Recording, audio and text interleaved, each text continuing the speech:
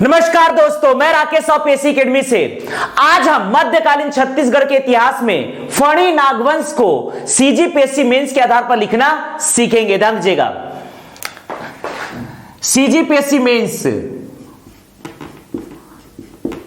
Paper number 3 में 3 भाग है, भाग 1, भाग 2, भाग 3, जिसमें से भाग 3 है छत्तीसगढ़ का इतिहास। छत्तीसगढ़ का इतिहास, और इसमें हम डिस्कस कर रहे हैं मध्यकालीन छत्तीसगढ़ का इतिहास। मध्यकालीन छत्तीसगढ़ का इतिहास।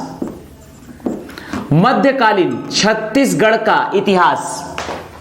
मध्यकालीन छत्तीसगढ़ के इतिहास के अंतर्गत हम डिस्कस कर रहे हैं फणी नागवंश, कवर्धा के फणी नाग वंश। अर्थात चूंकि यह भाग 3 है, अर्थात यहां से आ सकता है 2 नंबर के प्रश्न, 4 नंबर के प्रश्न, 8 नंबर के प्रश्न और सीधे 15 नंबर के प्रश्न। 2 नंबर के प्रश्न जब भी आते हैं तो कम से कम 2 फैक्ट आपको लिखने हैं। 4 नंबर में कम से कम 4 फैक्ट। 8 नंबर और 15 नंबर की डिजाइनिंग करते समय आपको इतिहास में ध्यान देना है। जब भी कोई बात पूछी जाती है, कोई घटना पूछी जाती है, तो सबसे पहले उसकी पृष्ठभूमि पर ध्यान दीजिए। पृष्ठभूमि के बाद हम लिखेंगे वास्तविक घटना अर्थात भूमिका, और इसके बाद लिखेंगे मूल्यांकन।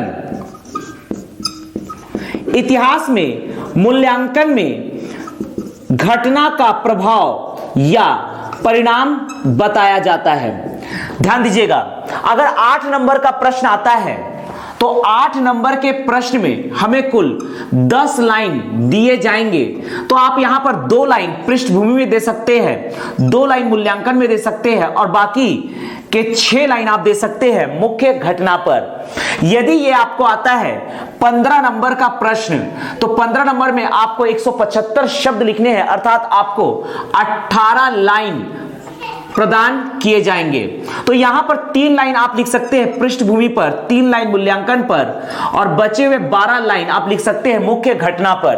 तो आज हम डिस्कस करने जा रहे हैं फणी नागवंश से संबंधित कुछ मेंस के आधारित प्रश्न। ध्यान दीजिएगा,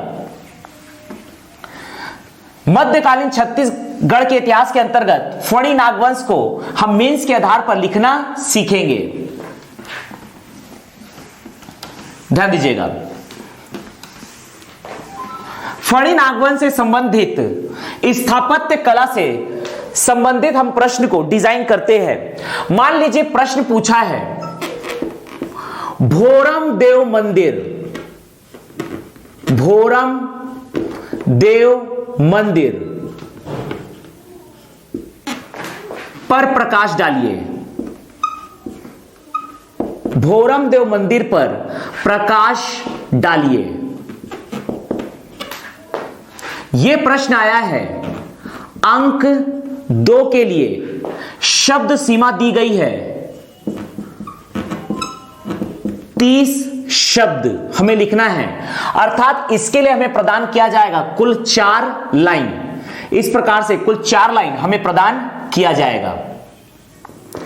भोरम देव मंदिर को रेखांकित कीजिए। जब भी छत्तीसगढ़ से संबंधित मेंस में आपको प्रश्न को लिखना है, प्रश्न के उत्तर को लिखना है, तो आप मैप जरूर दिखाइए, क्योंकि मैप बनाने से आपके आंसर की ग्रेविटी बढ़ जाती है और आपको अच्छे अंक प्रदान किए जाते हैं। जैसा कि हम जानते हैं कि भोरम देव मंदिर के बारे में हमें रेखांकित करना है, तो भोरम देव मंदिर यह है कबीरधाम जिले के कवर्धा के चौरा ग्राम में। तो यहां पर छत्तीसगढ़ का एक छोटा सा मैप बनाइए इस प्रकार से। छत्तीसगढ़ के मैप में यहां पर दिखाइए आप चौरा ग्राम कवर्धा, चौरा ग्राम कवर्धा। यह है चौरा ग्राम कवर्धा। चौरा ग्राम कवर्धा में स्थित है भोरम देव मंदिर, भोरम देव मंदिर। तो इस प्रकार से मैंने मैप में प्रदर्शित किया, जिससे हमें स्पष्ट रूप से समझ में आएगा। अब यहां पर लेखन प्रारंभ करते हैं। भोरमदेव मंदिर की स्थापना हुई है 1089 ईस्वी अर्थात 1089 ईस्वी में फणी नागवंश के शासक गोपाल देव के द्वारा। यह चंदेल नागर शैली में निर्मित एक शिव मंदिर है। भोरमदेव होते हैं आदिवासी गौड़ देवता। ध्यान दीजिएगा, भोरमदेव मंदिर एक राज्य संरक्षित स्मारक है। मतलब हमारे पास काफी डेटा है, आप इसे अरेंज करके अपने हिसाब से लिख सकते हैं। ध्यान दीजिएगा, 1089 ईस्वी को 1089 ईस्वी को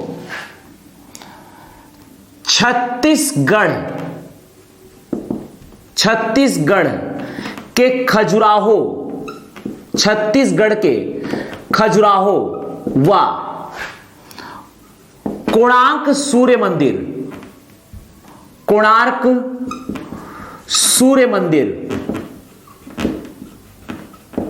की संज्ञा से सुसज्जित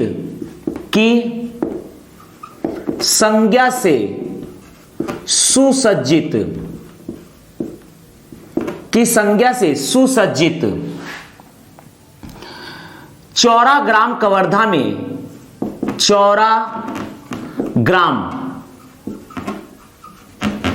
कवर्धा में फणी नागवंश के शासक फणी नागवंश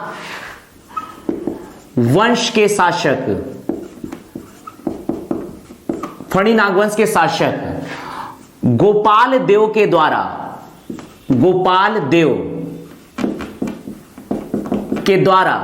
1089 ईस्वी को छत्तीसगढ़ के खजुराहो व कोणार्क सूर्य मंदिर की संज्ञा से सुसज्जित चौराग्राम कवर्धा में फणी नागवंश के शासक गोपाल देव के द्वारा भोरमदेव मंदिर की स्थापना की गई।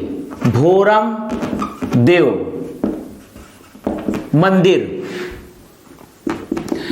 की स्थापना की गई। तो इस प्रकार से हमने 2 नंबर के लिए आंसर डिजाइन किया। मान लीजिए यही प्रश्न आता 4 नंबरों के लिए, अर्थात 60 शब्द हमें लिखना है, इसके लिए हमें 6 लाइन प्रदान किए जाएंगे। तो आप सिंपली यहां पर 2 लाइन फैक्ट को बढ़ाइए। इस मंदिर के बारे में जो भी आप फैक्ट जानते हैं उसे बढ़ाते जाइए।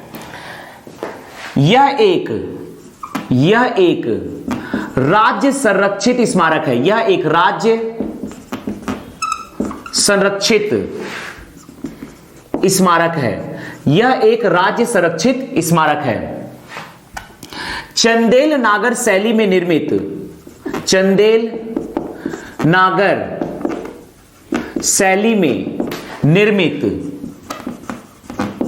यह एक शिव मंदिर है। यह एक शिव मंदिर है।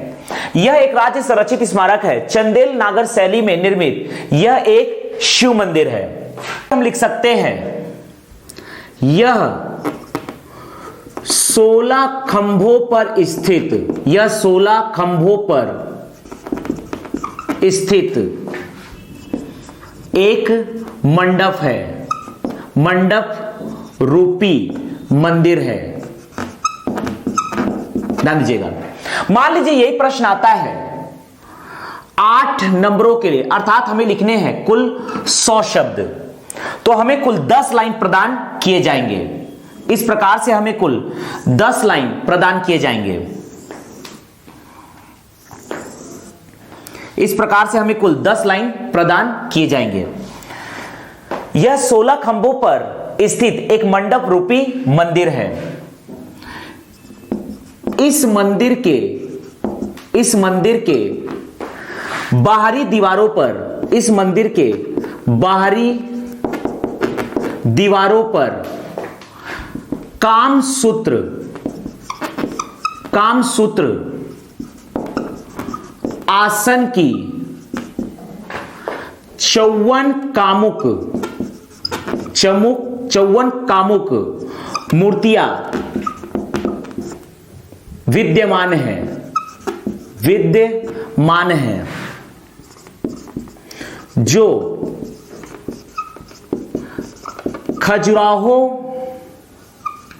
के मंदिर के समतुल्य है, जो खजुराहो के मंदिर के समतुल्य है। भारतीय पुरातात्विक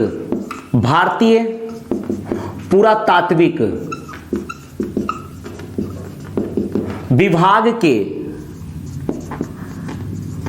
प्रथम महानिदेशक अलेक्जेंडर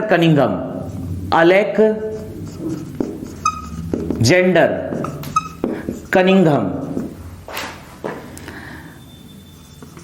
भोरम देव मंदिर मड़वा महल व छेरकी महल पहुंचने वाले प्रथम व्यक्ति थे। तो इस प्रकार से हम भोरम देव मंदिर के बारे में डिस्क्राइब कर सकते हैं। 1089 ईस्वी को छत्तीसगढ़ के खजुराहो व कोणार्क सूर्य मंदिर की संज्ञा से सुसज्जित चौरा ग्राम कवर्धा में फणी नागवंश के शासक गोपाल देव के द्वारा भोरम देव मंदिर की स्थापना की गई। यह एक राज्य संरक्षित स्मारक है। चंदेल नागर शैली में निर्मित यह एक शिव मंदिर है। यह 16 खंभों पर स्थित एक मंडप रूपी मंदिर है। इस मंदिर के बाहरी दीवारों पर कामसूत्र आसन की 54 कामुक मूर्तियां विद्यमान है, जो खजुराहो मंदिर के समतुल्य है। भारतीय पुरातात्विक विभाग के प्रथम महानिदेशक अलेक्जेंडर कनिंघम भोरम देव मंदिर, मड़वा महल व छेरकी महल पहुंचने वाले प्रथम व्यक्ति थे।